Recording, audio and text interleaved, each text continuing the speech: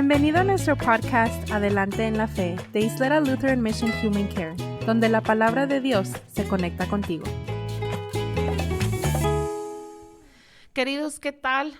Es un gusto una vez más que nos acompañen a su podcast Adelante en la Fe, el Ministerio de Alcance de Isleta Lutheran Mission Human Care en El Paso, Texas. Es como siempre un gran placer estar aquí con ustedes, compartir la palabra de Dios poderosa y fuerte con ustedes. Y hoy tenemos un tema que se llama Jesús disruptivo. Y comentaba aquí con mis compañeros que siempre que escucho este título, lo he estado escuchando en estos días, me imagino como un químico que explota en un laboratorio. ¡Pum! Algo que cayó en un químico y explota y se hizo una erupción. Entonces, es un tema que ya tenemos bien conocido, es un pasaje de la Biblia que todos conocemos, un evento, pero ahora vamos a tratar de darle otra luz. Y hablando de luz, aquí estoy. Luz está aquí y nada más como recordatorio, yo soy Carla González, soy su anfitriona para este podcast y me da mucho gusto estar aquí con ustedes de vuelta. Y como siempre me acompaña Luz Soto, es un gusto estar aquí con ustedes y hoy en voz por primera vez, pero no en persona, está Miguel Muñoz. Hola Miguel, como comentábamos también, Miguel tiene mucho tiempo, bueno, desde que empezó el podcast, él es el que se encarga de toda la magia de la computadora y la tecnología y de publicar estos podcasts, pero no habíamos tenido el avance suficiente tecnológico para que él participara, pero ahora sí ya puede participar. Sí, y por claro eso, que sí, es un gusto. Sí, estamos muy agradecidos con él, con Dios por proveer. Y pues sin nada más que decir, ¿qué tal si nos adentramos en este tema tan especial? Vamos a abrir con una oración y luego Luz nos va a compartir la palabra. Así es que Miguel, que tú nos das la bienvenida con una oración. Sí, claro que sí. Gracias. Amantísimo Padre, te damos las gracias por un día más de vida que nos das. Gracias, Señor, por las lecturas que nos das para aprender más de ti y fortalecer nuestra fe. Todo esto te lo pedimos en el nombre de Cristo Jesús. Amén. Amén.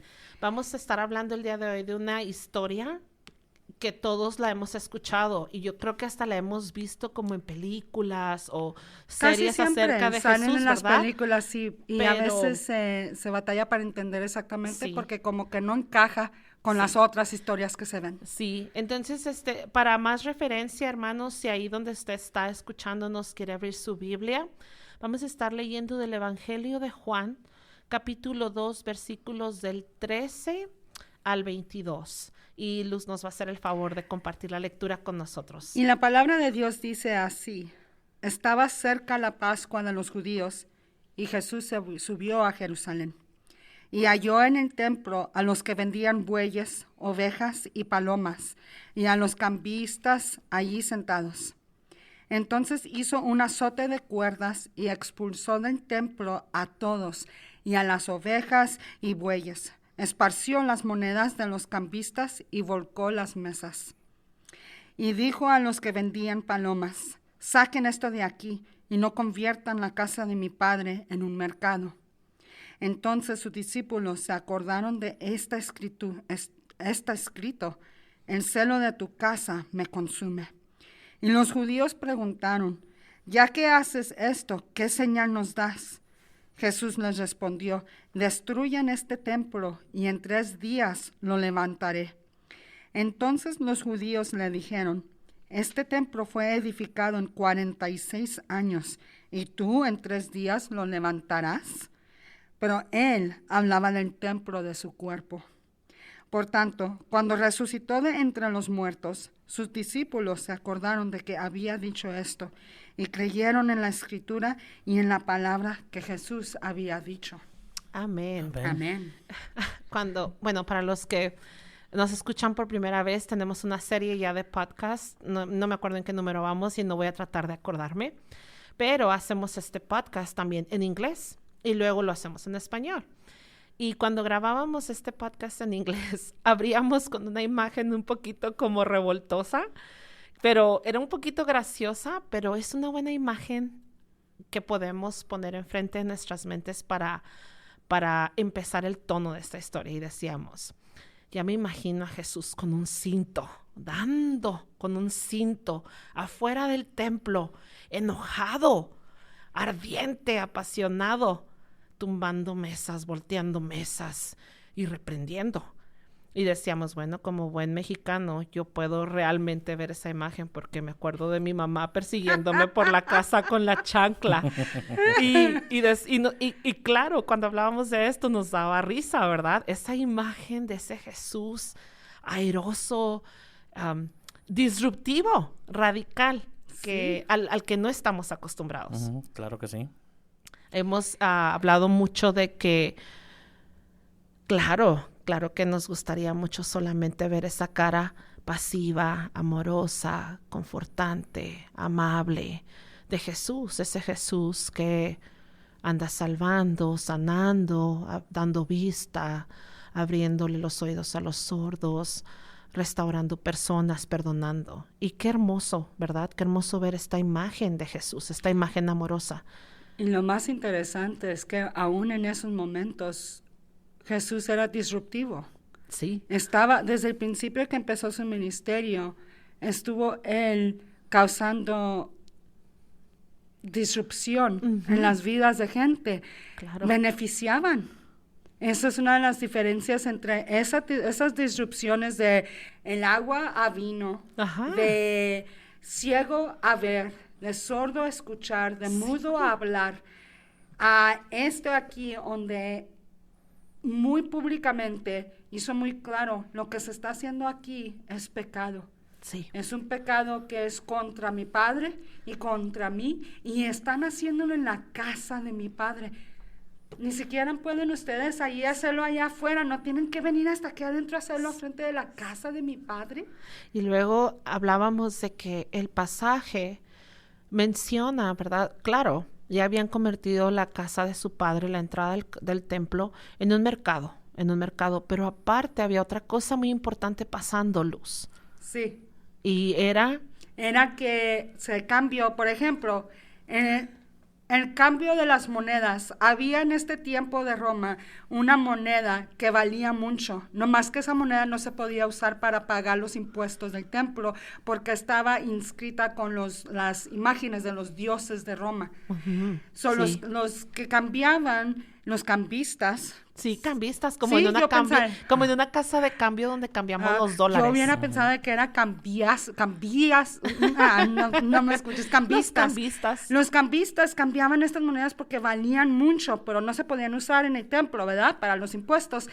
Y les cambiaba para la moneda porque ellos tenían moneda del templo. Sí. Y en el proceso de hacer eso, bueno, pues si nomás te entrego yo 16, sí, cuando esto vale 20, pues tú qué vas a saber. Y lo hacían porque tenían sus escalas, sus pesas, las tenían adulteradas. Sí. No solamente habían convertido la entrada del templo y el templo que era para oración y para adoración y para sacrificio en un mercado, sino que además ya habían llegado hasta el grado de estar cometiendo fraude y estar abusando al pueblo de Dios ahí mismo en la entrada. La mafia de sacerdotes. Sí, entonces a mí en realidad no me sorprende para nada la reacción de Jesús. Yo veo la reacción de Jesús como una reacción válida. El celo lo consume y por eso es que reacciona de esa manera. ¿Sabes qué, Carla? Que lo más importante es que probablemente había otros judíos que sentían ese mismo coraje en ver eso, pero ellos nunca tuvieron la autoridad de poder hacer algo por ello. Pero Jesús la tenía. Jesús tenía la autoridad y por eso tomó la acción que tomó. Sí, y fíjate que cabe resaltar, muy importante, y yo creo que es el enfoque crucial, porque cuando estudiábamos este tema, comentábamos con otro compañero de nosotros y decía, yo he escuchado esta historia, este pasaje muchas veces. Y la verdad es que dice que sí me hace preguntarme qué pasó con el Jesús que acababa de comer con recaudadores de impuestos, con prostitutas, con leprosos, con ese Jesús amoroso que no se molestaba ante las personas que estaban realmente pecando gravemente. ¿Y por qué aquí Jesús sí reacciona así? ¿Estamos hablando del mismo Jesús? ¿Qué le pasó a Jesús? ¿Perdió los estribos? ¿Se le fueron las cabras al monte por un segundo? ¿Qué pasó? Pero el enfoque es entender que Jesús no está azotando a las personas, está volteándole las mesas, les está tirando la mercancía. Jesús está enfurecido con el pecado que se está cometiendo a la entrada del templo. ¿Y qué misericordia se mostró en esa acción? Simplemente porque si en el Antiguo Testamento Dios fue el que estableció el impuesto de templo, en los sacrificios de los animales, para poder básicamente dar un molde de lo que va a ser el Mesías Sí. para todo el mundo, Una imagen. ¿verdad? Ujú. So es cuando le enseñas tú a tu hija cómo cocinar, empiezas tú de volada en la cocina a fuego alto, no, la pones ahí con su plastilina y ya Claro. mira, vamos a hacer galletitas, vamos a hacer tortillas y luego la vas, ¿verdad? Y luego ya le doy todo el horno. Todo y ¡Pum! A tú ya estás en- 700 grados. Ajá, exactamente. Usted está encargada ya de las tortillas. Pero eso es lo que nos dio Dios, pero Dios mismo puso los límites hasta donde llegan. Y qué misericordia de Dios, porque si ponemos atención en esto, pasa varias semanas antes Ujú. de su crucifixión, Sí. ¿verdad? Cual quiere decir que hubo más que un Pascua, más que tiempo de Pascua, donde Jesús Antes. como judío Ya había ha ido ido. a Jerusalén. Ujú. Pero en este año fue cuando se puso la situación que estos que tenían el derecho, esto es lo que nos dijo Dios que podemos hacer, Sí. pero ahora están agregándole ellos, pero lo podemos hacer aquí y lo podemos hacer aquí. Y Jesús dijo, no pueden más. Me gusta mucho que tocas ese tema porque si es verdad, Jesús ya había ido varias veces durante la temporada de la Pascua de los judíos a Jerusalén. Y es muy probable que ya había visto esa acción. Pero en esta ocasión reacciona porque el tiempo se acerca. Ujú. Esta es la última Pascua que Jesús va a estar presente con su pueblo físicamente, como hombre. Entonces, yo puedo ver esa pasión y esa ira emergiendo de él y decir, voy a hacer algo radical y disruptivo para arrancar el pecado de aquí, de esta área. Porque después, unas semanas después, iba a ser lo más disruptivo y radical de toda De todo su el mundo, vida. de toda historia. Iba a ir a la cruz. Entonces, dinos, Y hermanos, vamos a ser honestos. ¿Cuántos de nosotros esperamos algo leve para, hey, pon atención? Sí. Hey, ten cuidado, te vas a caer. No, a veces nos tienen que restrugir para Sí. hacer caso. Mm. Nos tienen que llamar la atención fuerte porque somos seres pecaminosos que no obedecemos. Sí. Encima de eso somos burros y sordos y se nos Exactamente. pasa el Necios y- tren. necios y incrédulos Y pensamos tontos, que somos vamos a los lo más mismo. inteligentes y es que así se va a hacer y luego después nos damos cuenta, la regué. Exactamente. Y fíjate que veo yo como, yo soy una apasionada por el tipo de palabras como urgencia, radical, disruptivo. Y no me malentienda, mi hermano. Claro que amo a mi Señor, que como dice la historia en Primera de Reyes, el Señor no estaba en la tormenta, ni estaba en el terremoto, ni estaba en el fuego, sino que estaba en el viento abrasador, simple, suave. A mí me gusta esa Sí, parte pero de mi Dios. gracias a Dios que también puede ser disruptivo porque ese mismo viento, ese soplecito que estás hablando, Carla, es el mismo que partió el Mar Rojo. No, y de verdad, hermanos, que qué bueno que tenemos Sí. un padre disruptivo y radical que no se detuvo a nada para venir a derrotar exactamente. a tus enemigos, a mis enemigos. Para voltear las mesas donde estamos sentados. Yo no hubiera querido un Dios que hubiera venido con un listoncito de felpa suave a querer azotar a la muerte, al diablo, al pecado. El pecado y la muerte y Satanás necesitaban un acto disruptivo, un Dios disruptivo. Y hablábamos de eso. Hay religiones en todo el mundo que tienen muchos dioses de paz, de humildad, de caridad. Todo eso es bueno. Pero nosotros tenemos un Dios de acción, de pasión, de fuerza, que no se detuvo ante nada para entonces venir a irrumpir en nuestra vida de pecado y de oscuridad, para arrancarnos de las garras de Satanás y de la muerte y del pecado. Y gracias a Dios que tenemos a este Dios disruptivo. A veces no nos gusta ver esta faceta de Él, pero gracias a Dios que es así. Es difícil a veces conectar el amor que Dios tiene con esta parte de su ejemplo en amor. Pero la manera más fácil, te platicaba, Carla, si estabas tú caminando, tú tienes una niña chiquita, Sí. tu hermosa de 7 años, Mi Renata. tiene un carácter pero fuerte, la verdad, creo que lo agarra de ti, ¿verdad? Y es que ella quiere hacer las cosas así, y es que ella quiere ir aquí, es que ella, ¿verdad? Si tú estás caminando en la calle y le dices, Renata, quédate en la banqueta, pero Renata se sigue metiendo a la calle y viene un carro, ¿qué vas a hacer? Renata, te digo que te quedes, que vengas a la banqueta. Si tienes que agarrarla de las greñas y jalarla de la calle para que no te la atropellen, lo haces. Voy a hacer algo completamente disruptivo. Sí, y a veces eso duele. Sí.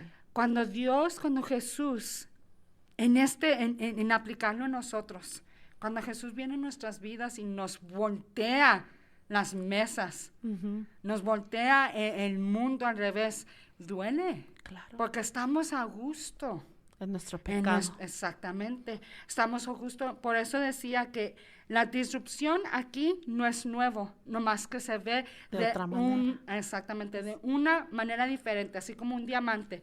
Se ve, entra muy bonita la luz de una manera y cuando lo volteas sale el arco iris porque tiene diferente. Es lo mismo, estás viendo al mismo Jesús, nomás que lo estás viendo de otro lado.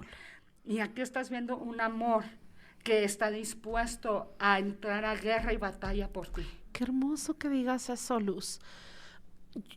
Es un amor dispuesto a ir a la guerra por ti. Es un amor que fue a la guerra por ti. Hasta punto de muerte. Sí. Y fíjate, hablábamos ayer y comentaba yo con mis compañeros que cuando estaba buscando un poquito y leyendo un poquito sobre disrupciones, este concepto de la innovación disruptiva. Y les daba yo el ejemplo de que, por ejemplo, cuando se inventó la rueda, culturas enteras se beneficiaron. Y los avances tecnológicos, ¡pum!, se dispararon, los pueblos se hicieron más efectivos, muchas construcciones. Y, por ejemplo, me imagino a ese granjero que ahora podía transportar toda su mercancía de una manera mucho más fácil y efectiva, porque ahora tenía una rueda. Entonces, cuando pasa un invento así de esa manera, hay un antes y un después, es un parteaguas y nadie vuelve al pasado. Nadie dice, ya probé la rueda, hace mejor y más fácil mi trabajo. Pero me voy a seguir quedando arrastrando mis cosas. Quiero hacer las cosas como las estaba haciendo antes. Y aquí no es diferente. Tenemos un Jesús y un Dios disruptivo que viene e irrumpe en nuestra oscuridad y en nuestro pecado, y nos arrebata y nos gana de las garras de Satanás, y ya no hay, hermanos, vuelta atrás.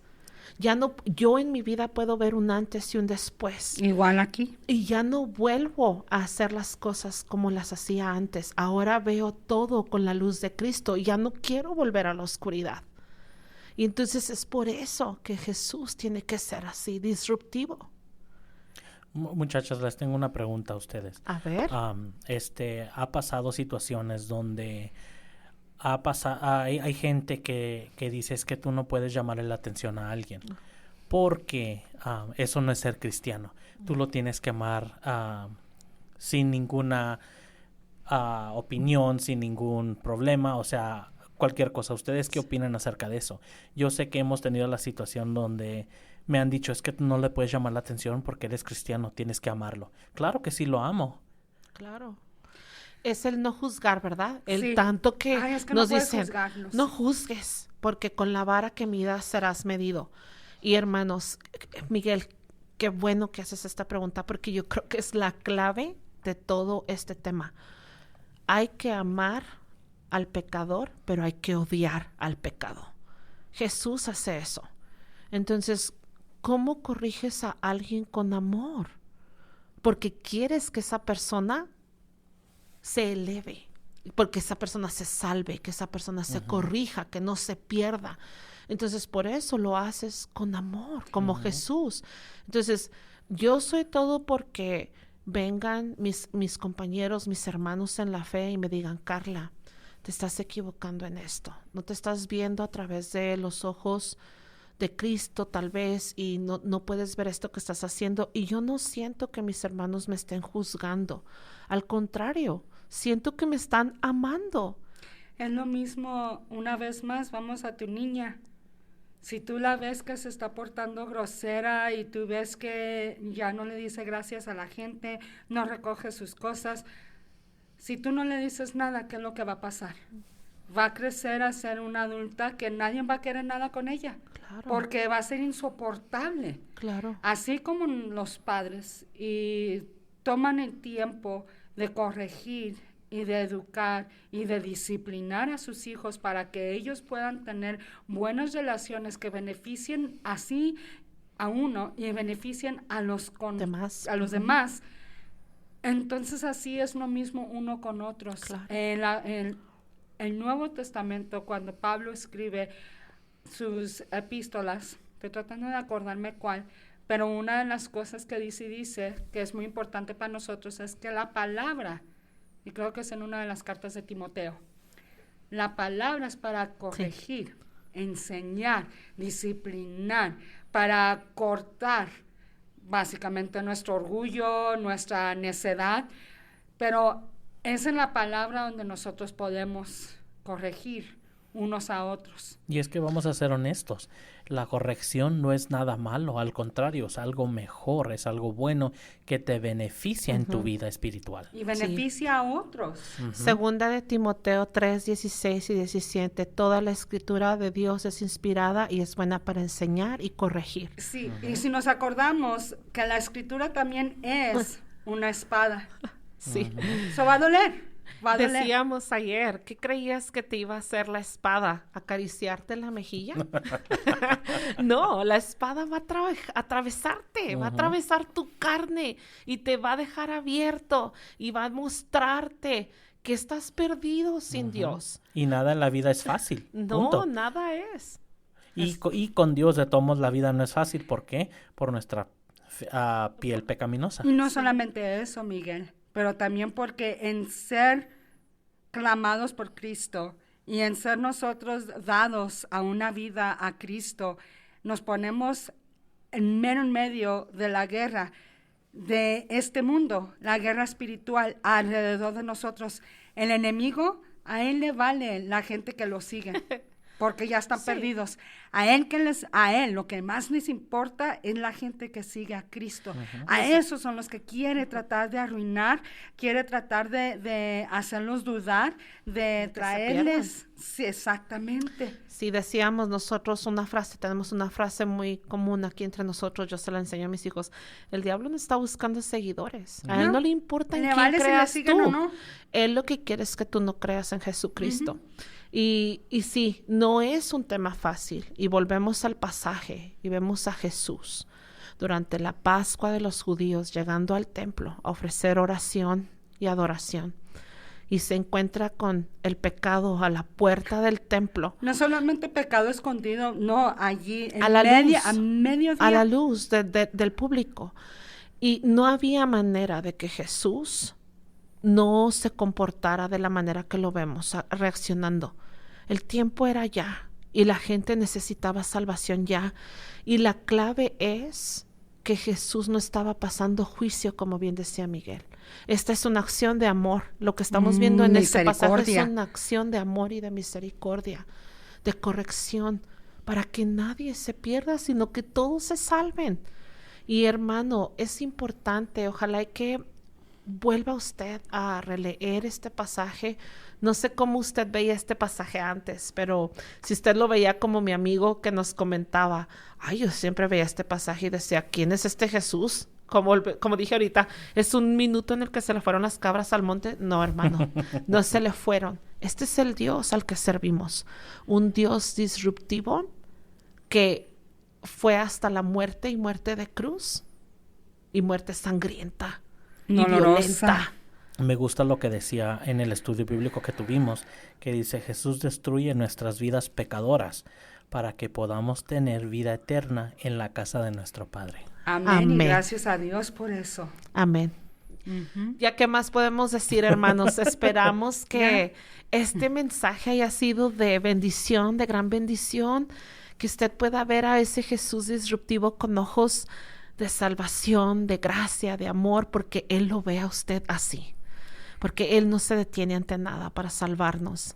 Y ojalá que este fin de semana, durante su servicio de adoración, usted vuelva a recibir esta palabra y vuelva a sembrarse en su corazón la fe. Si aún no se congrega en ningún lugar, lo invitamos. Nosotros estamos aquí en El Paso, Texas, ubicados en el área de Isleta. Al final de este podcast hay más información por si nos quieren, si nos pueden llamar, nos quieren contactar para más información. Nada nos daría más gusto, hermano. Y si usted ya se congrega, gracias a Dios, siga. Y si usted nunca había tenido un encuentro con Jesús, hermano, este es su día, esta es su hora. Amado sea nuestro Señor Jesucristo, porque la salvación ha llegado hoy a usted. Hermanos, es un gusto. Gracias, Luz. Sí. Gracias, Miguel. Es un gran gusto y placer, como siempre, compartir con ustedes y con el público estos temas. Y pues nos vemos la semana que entra, ¿verdad? Vámonos. Claro que sí. ¿Qué tal que nos despides con una Claro. palabra de oración, Lucy? Padre, tú eres grande, eres santo, eres justo y tienes todo derecho, Padre, de destruir un mundo pecador que encuentra cualquier otra cosa de adorar menos al Creador. Pero en tu amor volteaste las mesas y te damos las gracias porque tú diste a tu único Hijo para venir y dar su vida por la de nosotros, para pagar el pecado que nosotros trabajamos tan duro para juntar.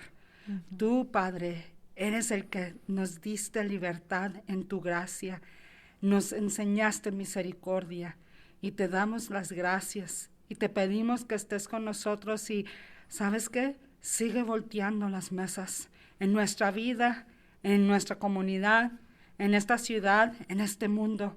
Voltea las mesas porque hay muchos que todavía necesitan de ti. Y danos las palabras para poder enseñarles a otros de tu amor, tu gracia y tu misericordia. En tu nombre oramos. Amén. Para seguir aprendiendo sobre la palabra de Dios, acompáñanos en la Iglesia Luterana San Pablo, ubicada en el 301 South Shoots, El Paso, Texas. O llámanos al 915-858-2588. Y para aprender más sobre nuestros ministerios, visita nuestra página de internet www.ylm.org.